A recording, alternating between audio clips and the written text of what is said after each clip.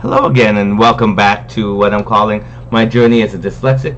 My name is Aldrin Albino. My series is on how I'm learning to speak, read, and write French as a dyslexic. Also, I discuss different topics, my thoughts, my feelings on being a dyslexic in Canada.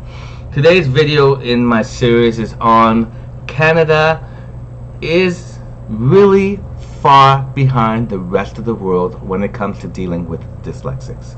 I've learned that as we go along, and the more I research things, this whole thing came about as I am an individual who's on a French course in an amazing school with amazing teachers who do their best to help me move forward and go on. While I was on this course, I searched for reasons why I was struggling and having a great difficulty with this. I ran across a video from Miss Susan Barton, who basically broke it down and said in individual parts that dyslexic, depending on how severe it is, if you are mild, you will be able to speak, but you will never be able to read and write. Her theory, some people have questioned. I'm more and more believing her theory only because the concept is very straight ahead. If you are struggling in your own mother tongue with reading and writing, how can you do it further on when it comes to reading and writing in a second language? Most of the other ones say it's difficult, but it's possible, but nobody has broken it down like her and another person that I have on the bottom of this website. So I'm kind of leaning towards that. The reason today's series I'm calling Canada is really far behind the rest of the world in dyslexia is quite simply I ended up having a chat with a doctor and had mentioned I'm dyslexic, and they said, once you get your assessment, we can put you on medication. And I went, oh, good, something that could help me. I then started turning around and looking for this information. I figured I'd missed something. I then combed through everything I've read and gone to so many different sites. And yes, the internet can have misinformation and all this other stuff. However, one of my favorite sites, of course, is the Mayo Clinic. And I will quote the Mayo Clinic right now. There is, from the Mayo Clinic side, there's no known way to correct the underlying brain abnormality that causes dyslexia. So here is a doctor in Canada saying, we can treat you, when the rest of the world is saying there is not such a thing.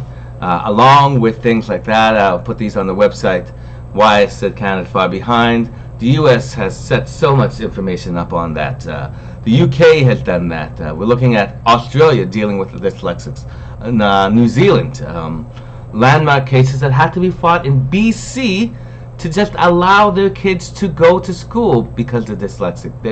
It's unbelievable the roadblocks that are being placed up against dyslexics. And if you follow the series, dyslexia and the types of people are brilliant. Most of them have done amazing things and have changed the world. Meanwhile, Canada, for whatever reason, is still in the dark ages, still trying to create fire by banging two rocks together, and I'm not even sure if they know how to do that when it comes to dyslexia. I don't think they have an understanding whatsoever. I do hear there is some subtle changes, that there might be a situation where you try and attempt the course or attempt the thing, whatever French course or English course you're going to. Some of the universities are doing that, but if you have a learning disability, they will waive that. But again, my thought on that is they need to stop asking the question of, do you have a bilingual profile to be able to access the federal, provincial, government jobs? Because if you continue doing that, you are affecting 7.4 million Canadians in Canada. So depending on how you want to look at that, 20% of Canadians are dyslexic.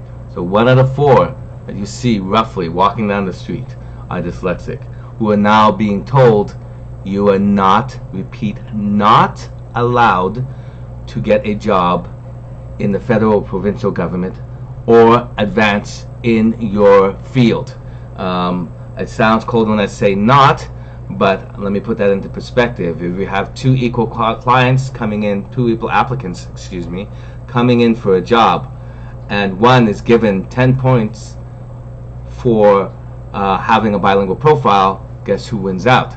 quite simply. However, if dyslexics cannot achieve the the language profile, then you are basically stopping them from being able to get the job, and that has to end as fast as possible.